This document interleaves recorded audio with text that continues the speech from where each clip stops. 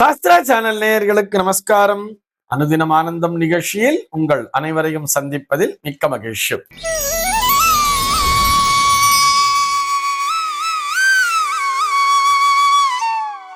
இன்று 2/12/2025 இந்த நாள் குறித்து பஞ்சாங்கம் என்ன சொல்றதுன்னு பார்க்கலாம் வாங்கோ. இன்றைய தினம் விஸ்வாவசு வருடம் கார்த்திகை மாதம் 16ஆம் தேதி செவ்வாய்க்கிழமை. திதி பார்த்தோம்னா வளர்பிறை துவாதசி திதி மாலை 3:57 வரைக்கும் இருக்கு. அதனைத் தொடர்ந்து வளர்பிறை திரையோதசி திதியானது வந்து விடுகிறது. இன்னைக்கு நட்சத்திரம் பார்த்தோம்னா அஸ்வினி நட்சத்திரம் இரவு 8:49 வரைக்கும் இருக்கு. அதனைத் தொடர்ந்து பரணி நட்சத்திரம் என்பதும் வந்து விடுகிறது. இந்த நாள் முழுவதுமே ஒரு சித்தயோகம் கூடிய நாளாக அமைந்திருக்கிறது. இது போக பஞ்சாங்கத்திலே வரக்கூடிய யோகம் அப்படின்னு சொல்லி பார்த்தோம்னா இன்னைக்கு வரியான் அப்படிங்கிற ஒரு நாம யோகத்தை கொடுத்திருக்கா. கரணம் பார்த்தோம்னா பாலவம் அப்படிங்கிற ஒரு கரணத்தை கொடுத்திருக்கா. இந்த நாளானது ஒரு சமநோக்கு நாளாக அமைந்திருக்கிறது. இன்னைக்கு என்ன ஸ்பெஷல் அப்படின்னு சொல்லி பார்த்தோம்னா இன்றைய தினம் பிரதோஷ நாளாக அமைந்திருக்கிறது. ஆக இன்றைய தினம் மாலை பொழுதிலே அருகிலுள்ள சிவாலயத்திற்கு சென்று இறைவனை வழிபடுவதற்கு மறக்காதீர்கள் என்பதற்காக நினைவூட்டுகிறோம். இது போக இன்றைய தினமே இந்த பரணி நட்சத்திரம் அப்படிங்கிறது வந்துடுறதுனாலே பரணி தீபம் அப்படிங்கிறத சொல்லுவார். ஆக இன்றைய தினம் மாலை பொழுதிலே பரணி தீபத்தினை ஏற்றி வழிபட வேண்டியது. இது போக இந்த நாளானது ஒரு பௌமாஸ்வினி யோக உடைய நாளாக அமைந்திருக்கிறது.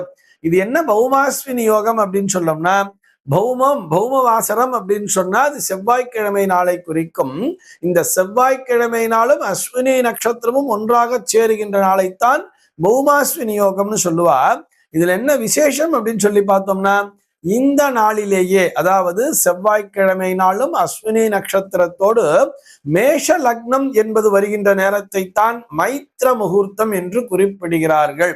இன்றைய தினம் பார்த்தோம்னா இந்த மைத்திர முகூர்த்தம் எத்தனை மணிக்கு வர்றதுன்னு சொல்லி பார்த்தோம்னா மதியம் 2:43 முதல் மாலை 4:31 வரையில் இருக்கிறது மைத்திர முகூர்த்த நேரம். சார் இதை தெரிஞ்சுட்டு நாங்க என்ன பண்ண போறோம் சொன்னா இந்த மைத்திர முகூர்த்த நேரத்திலே நம்முடைய கடன் அப்படிங்கிறத வாங்கியிருப்போம் இல்லையா, யார்கிட்டயா கடன் வாங்கியிருக்கோம் இல்ல பேங்க்ல கடன் வாங்கியிருந்தா கூட அந்த லோன் அக்கௌண்ட்ல ஒரு நம்மளால என்ன முடியுமோ ஒரு சிறு தொகையினை அடைத்து விட வேண்டியது. ஒரு சிறு தொகையை கொண்டு போய் நம்ம இந்த லோன் அக்கௌண்ட்ல கொண்டு போய் நம்ம டெபாசிட் பண்ணா கூட உடனடியாக எவ்வளவு சீக்கிரமா முடியுமோ அவ்வளவு சீக்கிரம் நமக்கு அந்த கடன்கிறது தீர்ந்து விடும்.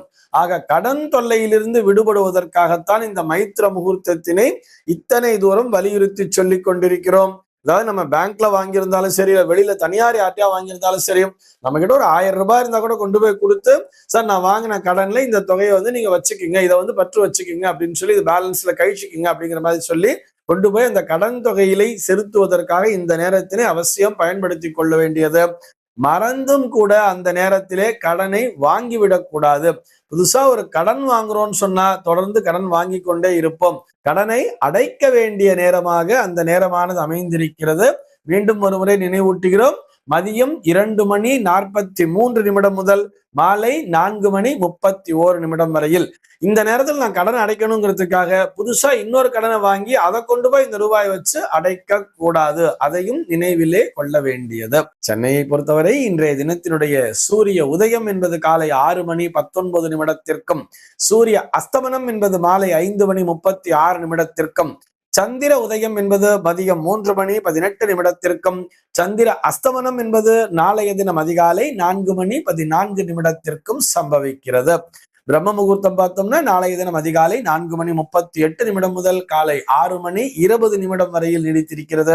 சென்னையை பொறுத்தவரை இன்றைய தினத்தினுடைய ராகு காலம் என்பது மதியம் 2:47 முதல் மாலை 4:12 வரையிலும், யமகண்டம் என்பது காலை 9:09 முதல் பகல் 10:33 வரையிலும், குளிகை காலம் என்பது மதியம் 11:58 முதல் 1:22 வரையிலும் நீடித்திருக்கிறது.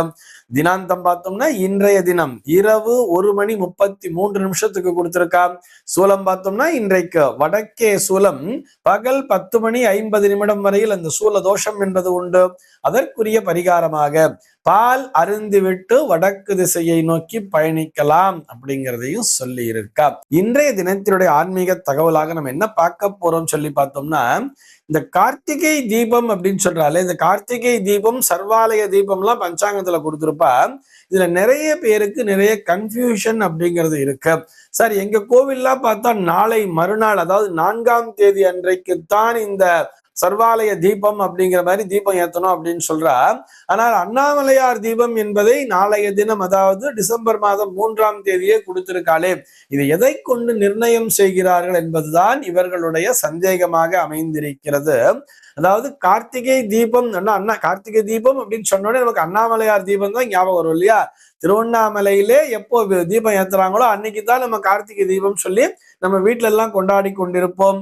திருவண்ணாமலையை பொறுத்தவரை மாலை 6 மணி அளவிலே கிருத்திகை நட்சத்திரம் என்பது எந்த நாளிலே வியாபித்து கொண்டிருக்கிறதோ அந்த நாளில்தான் அவர்கள் கார்த்திகை தீபத்தை கொண்டாடுவார்கள். நம்ம மாலை 6 மணி எடுக்கிறத விட சூரிய அஸ்தமன வேளையிலே அப்படிங்கிற மாதிரி எடுத்துக்க வேண்டியது. சூரிய அஸ்தமன வேளையிலே கிருத்திகை நட்சத்திரம் என்பது எந்த நாளிலே வியாபித்து கொண்டிருக்கிறதோ அந்த நாளில்தான் அங்கே திருவண்ணாமலை தீபம், அண்ணாமலையார் தீபம் என்பதை கொண்டாடுவார்கள். சர்வாலய தீபம் அப்படின்னு பார்த்தோம்னா அது பௌர்ணமியை பிரதானமாக கொண்டு பல ஆலயங்களிலுமே பார்த்தோம்னா பௌர்ணமி திதி, கார்த்திகை மாதத்தினுடைய பௌர்ணமி திதியானது எந்த நேரத்திலே வியாபித்து கொண்டிருக்கிறதோ அந்த பௌர்ணமி திதி வரும் நேரத்தில்தான் சர்வாலய தீபம், எல்லா சிவாலயங்களிலுமே தீபத்தை ஏற்றுவார்கள். அந்த சொக்கப்பனை அப்படின்னு சொல்றா இல்லையா, அந்த சொக்கப்பனையை கொளுத்தி அதன் மூலமாக இறைவனை வழிபடுவார்கள். ஆக அதுதான் சர்வாலய தீபம் அப்படிங்கிற மாதிரி கொடுத்திருப்பா. இது போக விகனச சூத்திரம், வைகானச தீபம், பாஞ்சராத்திர தீபம்லாம் பஞ்சாங்கத்துல கொடுத்திருப்பா. இதெல்லாம் பார்த்தோம்னா இந்த நட்சத்திரங்களினுடைய அடிப்படையிலே தான் கொடுத்திருப்பார்கள். அதே மாதிரி இந்த ரோகிணி நட்சத்திரம் எப்ப வியாபிச்சுட்டு இருக்கோ அப்பதான் தீபம் அப்படிங்கிற மாதிரி அவர்களுக்குரிய விதிப்படியும் கொடுத்திருப்பார்கள். இதிலே நாம் எந்த விதத்திலும் குழப்பிக் கொள்ளவே வேண்டாம். சார், நாளைய தினம் சாயங்காலம் தானே கிருத்திகை நட்சத்திரம் வர்றது, ஆனா கிருத்திகை விரதம்ங்கிறது பார்த்தோம்னா நாளை மறுநாள் தானே கொடுத்திருக்கா கிருத்திகைங்கிறத. ஆக அன்னைக்கு தானே கார்த்திகை தீபம் இப்படிங்கிற மாதிரி நமக்கு நாமே குழப்பிக் கொள்ள கூடாது. அண்ணாமலையார் தீபம் என்பது அதற்கான விதி. அதாவது கார்த்திகை தீபம், அந்த அண்ணாமலையார் தீபம் தான் நமக்கு கார்த்திகை தீபம்னா ஞாபகத்துக்கு வரும்.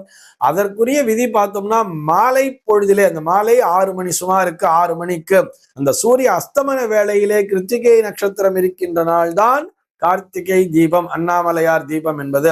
ஆலயங்களை பொறுத்தவரை, மற்ற சிவாலயங்களை பொறுத்தவரை பௌர்ணமி திதிக்கு முக்கியத்துவம் கொடுத்து அந்த நாளிலே சர்வாலய தீபம் என்பதையும் கொடுத்திருப்பார்கள். நம்ம வீட்டுல விளக்கேற்றணும். அந்த கார்த்திகை மாதம் முழுக்கவே வீட்டு வாயிலே விளக்கேற்றி வைத்தல் என்பது மிகவும் நலனை தரும். அதே மாதிரி இந்த கார்த்திகை மாசம் முழுக்கவே ஏற்றணும். கார்த்திகை மாசம் மட்டும் இல்ல, அடுத்தது மார்கழி மாசம் வரும்பொழுது கார்த்திகையில மாலை பொழுதிலே விளக்கேற்றி வைத்தல் என்பது நல்லது வீட்டு வாயிலே. மார்கழி மாசம் வரும்பொழுது பார்த்தோம்னா இந்த மார்கழி பொழுதிலே அந்த வண்ண வண்ண கோலங்களை போட்டு அதிகாலை பொழுதிலேயே வீட்டு வாசல்ல விளக்கேற்றி வைக்கணும். எது வரைக்கும் கேட்டா உங்க ஜோதி தரிசனம்ங்கிறது தெரியறது இல்லையா, இன்னைக்கு இந்த சங்கராந்தின்னு சொல்றோம் இல்லையா, அந்த பொங்கல் பண்டிகை வரைக்குமே இந்த விளக்கேற்றுதலை நாம் தொடர்ந்து செய்து கொண்டு வர வேண்டும்.